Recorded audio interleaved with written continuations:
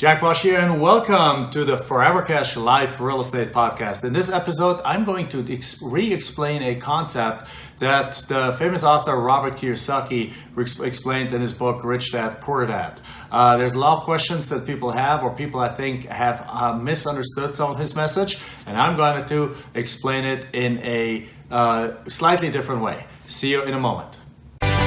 Welcome to the Forever Cash Life Real Estate Investing Podcast with your hosts, Jack and Michelle Bosch. Together, let's uncover the secrets to building true wealth through real estate and living a purpose-driven life.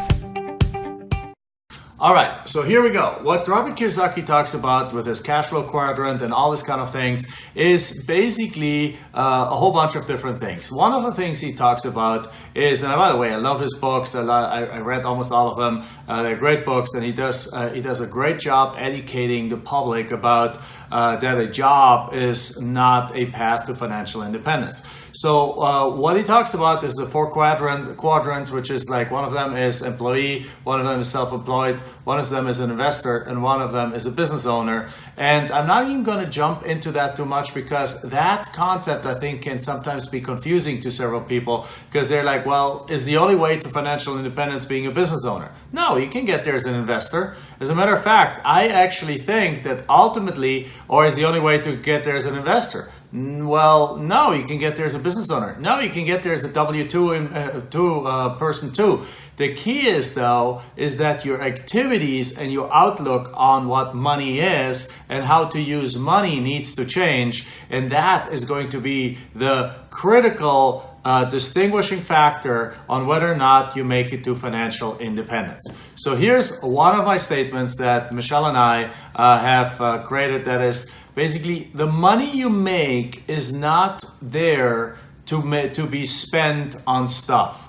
The money you make, you should be using to actually invest. So from that point of view is no matter which way you make the money, whether as W-2, whether as self-employed person like a doctor, dentist, or mowing the neighbor's lawns, right? Or as a business owner, is that money should be used, as much of it as possible should be used to invest in two things only.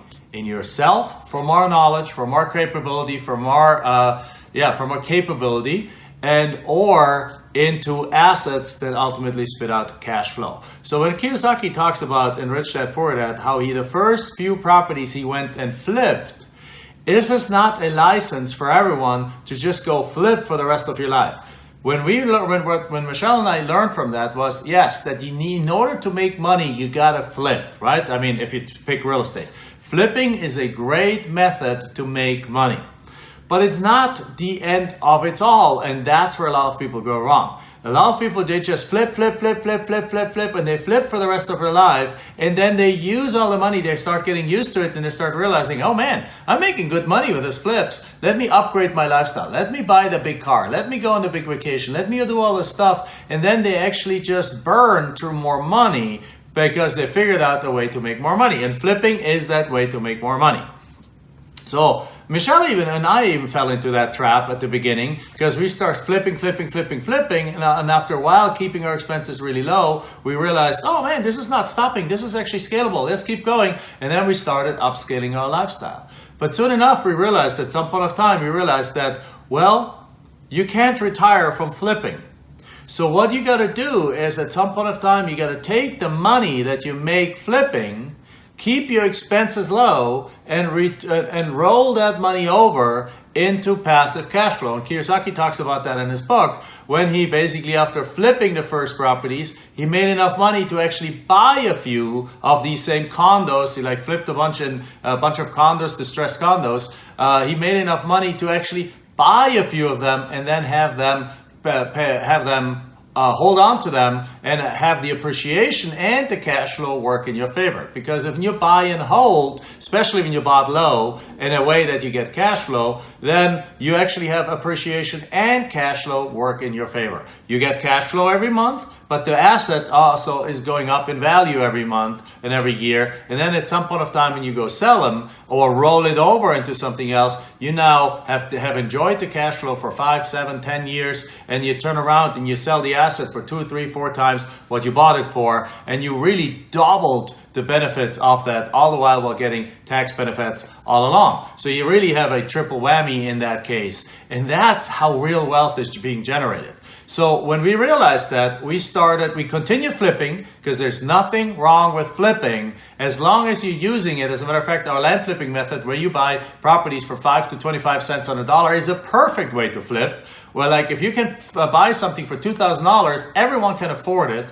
Nobody needs a loan for that. You take it in for 20, you sell it take it in for $2,000, you sell it for $20,000, make an $18,000 profit. You do that 10, 20, 30 times a year, you're making a load of money. And then what you do is you take that money and you roll that over into two things. In your own education, because in order to then know about how to buy and hold houses, you got to know about houses. So you got to educate yourself, right? And then you can even roll it in multifamily, which is the explanation of why we do those three things right now. We flip actively land, but we buy houses to hold, and we buy apartment complexes to hold for long term, right? Midterm and long term. Because when you do that, you're going from an active income strategy to a long-term wealth strategy, right? Hope that makes sense, a long-term wealth strategy. And that's what Kiyosaki mentions when he talks about monopoly. Take 4 little houses into a big hotel. Well, but he's not exactly clear about it. He talks about all these different ways, and he talks about building passive cash flow. But really what he's talking about is step 1, learn how to flip. Step 2, learn how to take the money that you invest in yourself, of course, and then learn how to take the money that you make and roll that money over into long-term passive cash flow. And when you do that, of course, you also want to invest it not in treasuries for 2% or in bonds for whatever they give these days, but instead into assets that give you a 10, 15, 20% return, after-tax return on your money. Because when you do that, you're actually playing in Warren Buffett territory. You know that? Everyone is like, all the stock market is talking about how nobody can beat Warren Buffett. You know what? You can beat Warren Buffett in real estate by using modest leverage, by getting deals after that you get below market, by getting deals for cash flow, the appreciation, tax benefits. When you take this all together, very on a consistent basis, every year pretty much our returns rival those of Warren Buffett. Now go figure, are we geniuses? No. We're following Robert Kiyosaki's model, just that we tweaked it into land. We're flipping land, and then we're going and actually financing land. We're selling land with installment payments. Therefore, we're creating cash flow from land, but even that cash flow is only temporary, right? And then we roll all of that over and buy free and clear rental houses and buy apartment complexes with it. That's the true meaning of Robert Kiyosaki's getting out of the rat race. When your passive income is above your active income, then you're financially free. And by the way, when you played Robert Kiyosaki's game, cash flow, you often don't have to be the highest earner to get out of income. To get out of the rat race. You don't have to be the highest earner to get out of the rat race. You can literally get out of the rat race by keeping your expenses also low and just building that passive income. And you build that by creating cash, rolling cash into passive income, keeping your expenses low, and then keep running it. And the most thing that we spend on is our personal education as well as our investments. That's what we put our money into. So I hope that was useful as a clarification, as a guideline also of what Kiyosaki really meant when he talked about that. And looking forward to your feedback, right? When you see that, we would love to get your 5-star review of this podcast. The 5-star reviews really help us. So make sure you go to iTunes, give us a 5-star review. And then other than that, we'll see you in the next episode. Thank you. Bye-bye. Enjoyed this episode? Then make sure you like, subscribe, and post your comments and questions below the video. We're looking forward to hearing from you.